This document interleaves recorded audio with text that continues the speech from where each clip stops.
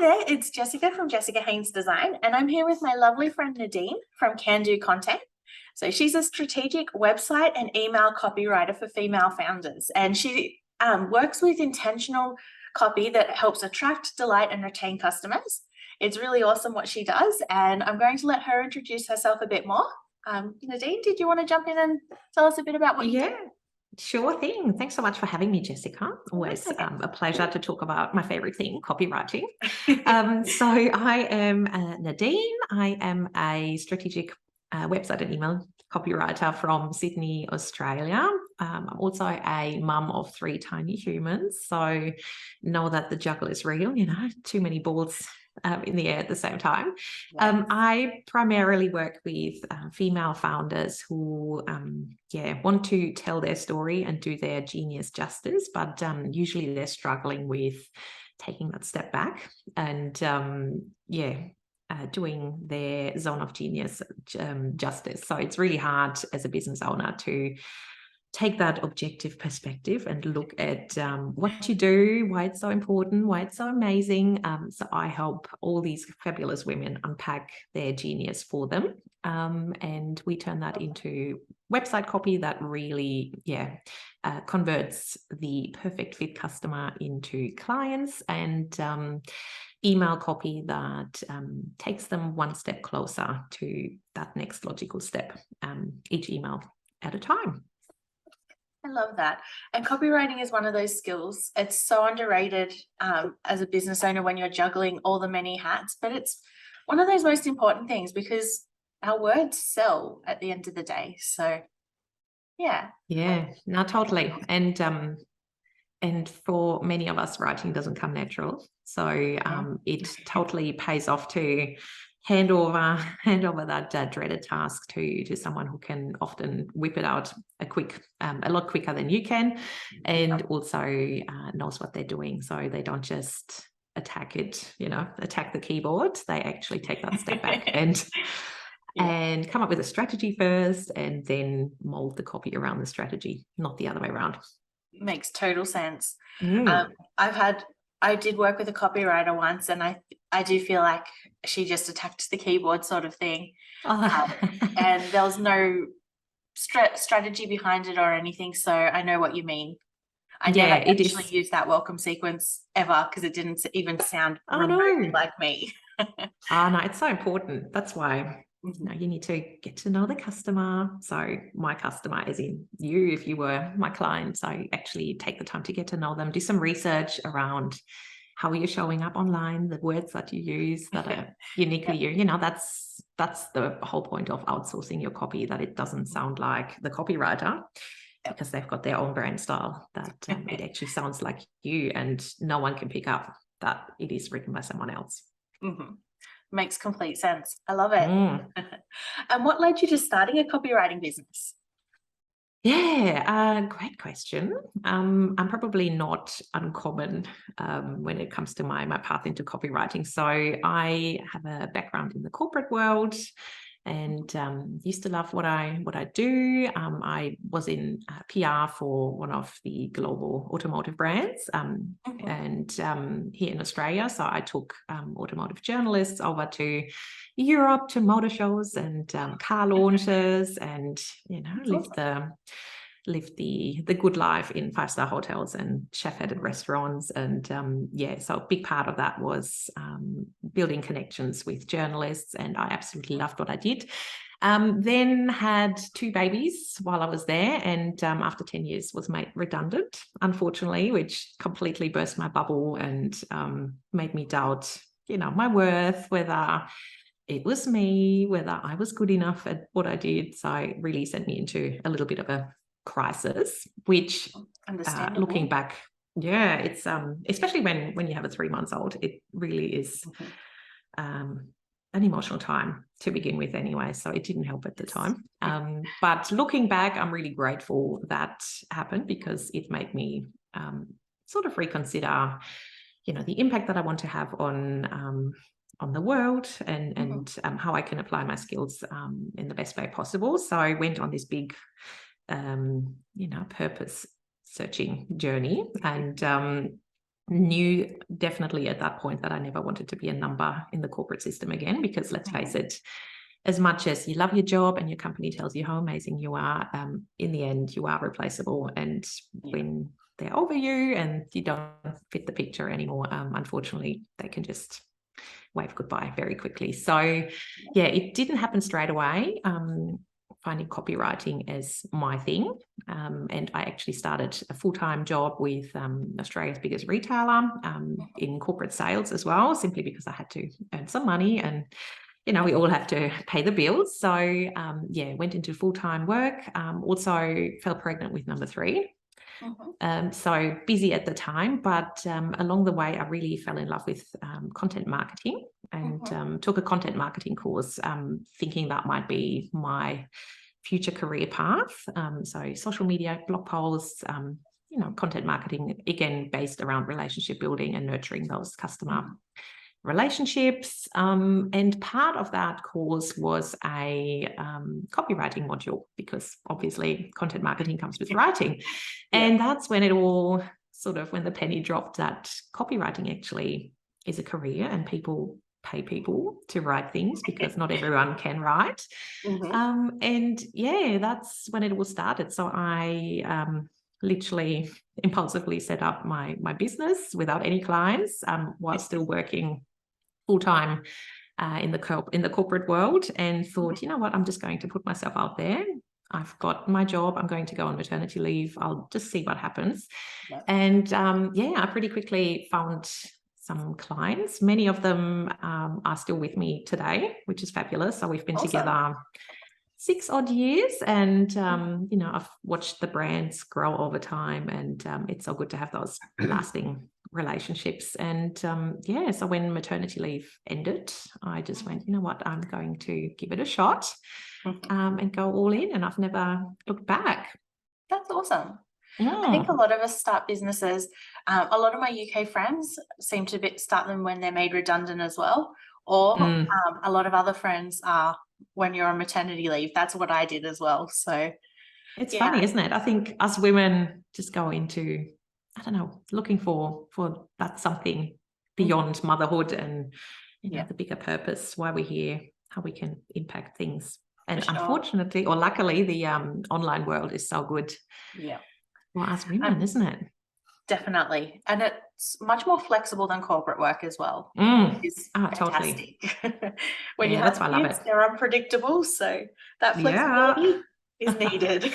Yeah, it's so good. And working with female clients as well, often they're fellow mums, and they know what it's like. So if, you know, a deadline has to be pushed out slightly, or a meeting has to be moved, it's never an issue either way for me or my clients. And I just love that, because there's that respect, isn't it? Yeah, it does make it such a huge difference when you can relate to that, and everything, for sure.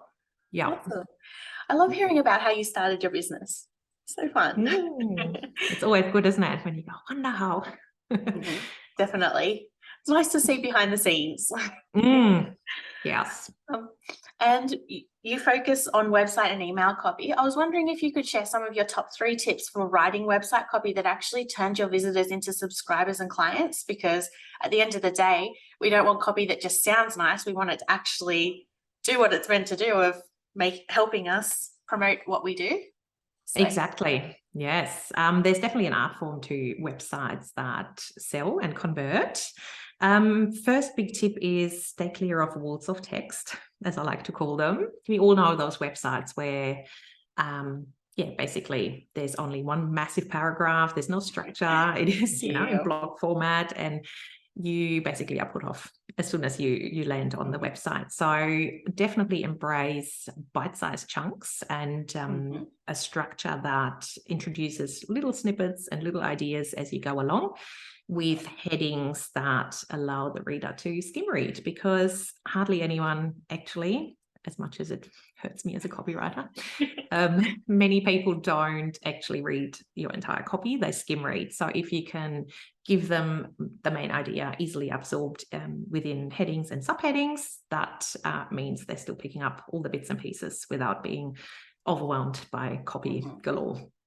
Yes, I love that. I constantly remind people of that as well. And I'm very intentional when I'm designing to make sure I break it up to suit like for people to read through. You can have the most beautiful website in the world, but if you just chuck one big ass block of text on there, yes, it's not going to, people aren't going to read it. Or you can have the best copy in the world, and if you do the same thing, it's going nowhere. So I love that. Exactly. Yeah. So definitely structure your ideas into like it's basically taking your reader on a journey. So you know, little snippets that build on each other, and then get them to be so intrigued they're clicking that button to reach out.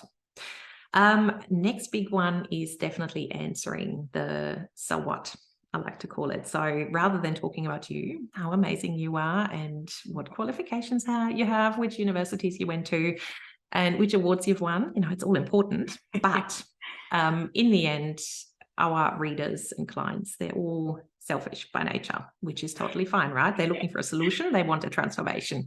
So everything on your website needs to go back to that point and answer the so what. So what's in it for me? Why you?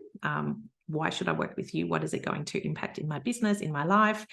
So every little snippet you write on your website really needs to be about your audience rather than about yourself. Even your about page is not about you. It is about the transformation that you can connect your clients with. So keep that in mind. Making sure everything is speaking to that benefit for your audience. And very important as well, your website is it's specifically designed to draw your reader in. And so that means as much as you have your brand voice and the way you talk, you need to actually use your audience's language to really build that connection, you know, that nodding along feeling. They're reading your website and go, oh my God, she actually knows me. Like, she clearly understands where I am. Yes. Like, how does she know? So actually doing some research before you start writing and getting deep into your ideal client's mind. So getting actual buzzwords, sticky words, as I like to call them, to incorporate into your copy, so that it's not just empty statements and, you know, big claims. Let's use coaching websites as an example. I always love those. So the big words like uplift, empower, going to empower you, I'm going to, you know, uplift your sales. Like, it's all just empty talk because it's not tangible. Whereas tangible statements or tangible results you got for your clients, or tangible mindset shifts. So let's say, just trying to think, you know, I tripled my leads, I tripled my open rate. That is more tangible when it comes to data. But from a language point of view, you know, if you're speaking to mums, for example, the transformation is, you know, I'm going to help you actually finish your morning coffee before it gets cold. So things like that are much better than, you know, actually enjoying the mum freedoms. It needs to be relatable. It needs to really, hit home for the reader, and show that you understand them on an emotional level. Definitely. I love that. And you actually have a guide on your website to help people get started with their website copywriting. Did you want to share a little bit about that? Yeah, totally. So I have a free copywriting masterclass. Takes about 15 minutes. It's literally bite-sized, and it runs you through the 3 critical steps it takes to map, to write, and to create your website copy. So that's, you know, beginning with actually mapping the journey. So setting out a structure that supports your reader to get to all the places they need to get to in minimum amount of time and headspace. Then basics of SEO, so your website actually gets found by all the right people online, because that's what is going to, that's what's going to get you the right kind of people to find you without you having to do broadcasting all the time. And then it comes down to the anatomy and the messaging as well. So I'm giving you handy pointers for every key page of your website to make sure that you're covering all the points that need to be on your website to build trust and grow your credibility. Yeah, I love it. I'll share the link with this video as well, so people can jump over to get that. It's a really Awesome. awesome video. And like Nadine said, it is very bite-sized, which is fantastic. Yeah, we all don't have time, you know, Exactly, there's too many especially things on around to-do kids. lists. Yeah, totally. Thank you. And you've touched on audience insights before, and I'd love to hear what you would say the first step to actually getting to know your audience is and getting all that sneaky intel from them. Would you be able to share a little bit about that? I'd love to. So first step is really getting clear on who your ideal customer is. So if you are an established business owner, that makes it all a bit easier because you would know the types of clients that you love working with, the clients that get the best results from your work. So really sit down and think about, you know, your ideal customer, what makes them perfect, and then literally tap into into their direct insights. So you can survey them. So if it's existing clients, some very strategic questions can get you that sticky language, the sticky terms that you can then incorporate in your copy to make it relatable, tangible, and build that emotional connection. If you don't have customers yet, so you're yet to launch, you're considering writing your own website copy, you're about to put yourself out there, you can still do that research. Again, all it takes is identifying that ideal customer that you want to work with, and very important here, knowing where they hang out online. Luckily, as I said before, the online world makes it super easy for us to do some non-creepy online snooping and actually listen into conversations that are happening online, whether it's in Facebook communities that are aligned with your ideal customer. It can also be online forums. If you're an e-commerce business, those Amazon reviews are perfect. So literally suss out some similar products or similar products within your niche and suss out what people are saying, you know, the words that keep popping up in the reviews. And often there are so many awesome statements in those conversations that you can literally copy paste them. You can incorporate them into headlines. So a lot of client projects, one-on-one client projects where I do that research for my clients. Those copy paste statements that I've managed to get from either customer surveys or in online forums have featured heavily in headlines just because they're so good and much better than anything that I could ever come up with.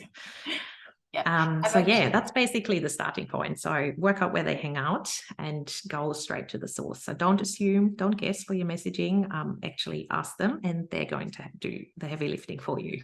Yeah, I love that.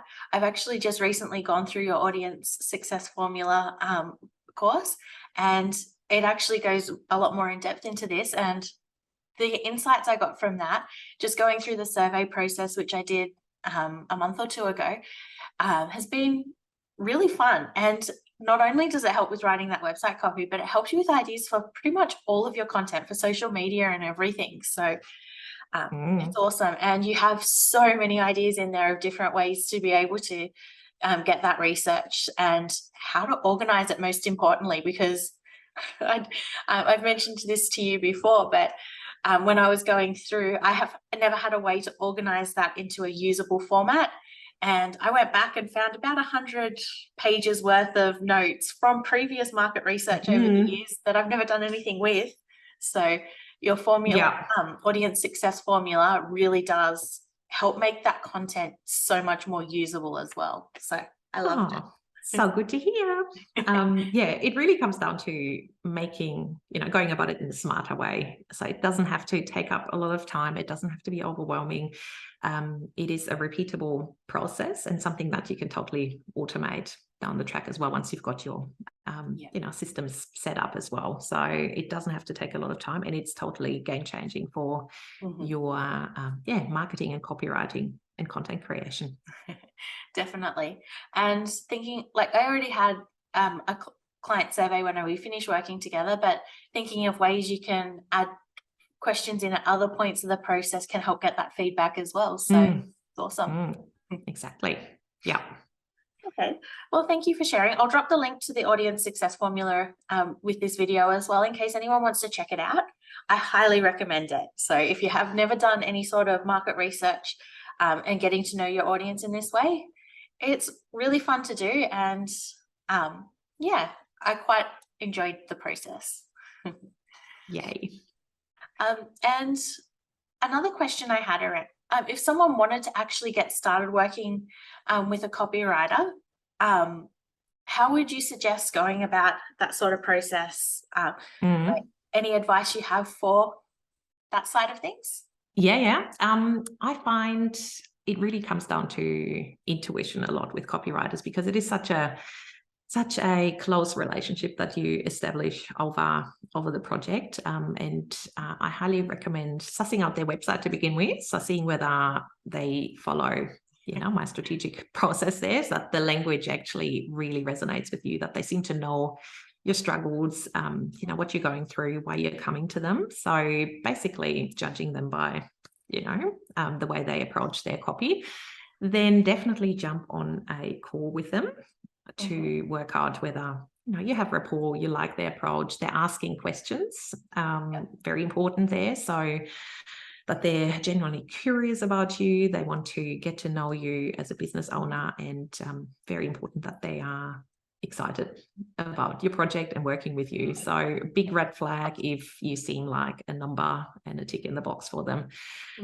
So yeah, definitely look at that. And then have a look at their services. So obviously copywriters come with different price tags, and you shouldn't have to go into massive debt and overload to get your copy ticked off. Often there are different levels of working together. So there's a done for you solution where you literally hand it all over, often comes with a higher price tag, but very often as well there are sort of those alternatives, so where it's done with you, where you potentially do like my yours for a day service, for example, you do some of the research yourself, and then I take that to write the copy as well. So yeah, you don't have to go into debt, and there are different solutions at different times of your business journey as well. So highly recommend being clear on what you actually need, and even clear on your future business direction before investing thousands and thousands of dollars into copy.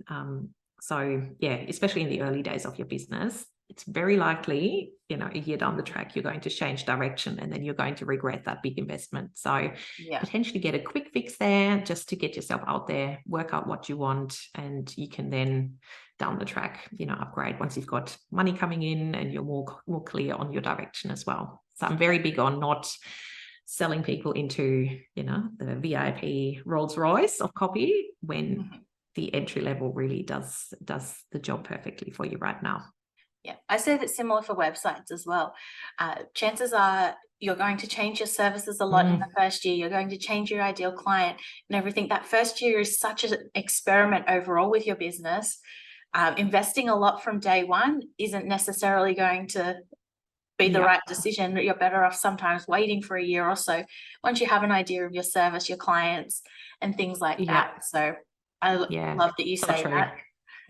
So true. Sorry, I'm watching little Miss wiggle around on the baby monitor at the moment as well. That's why I keep looking down.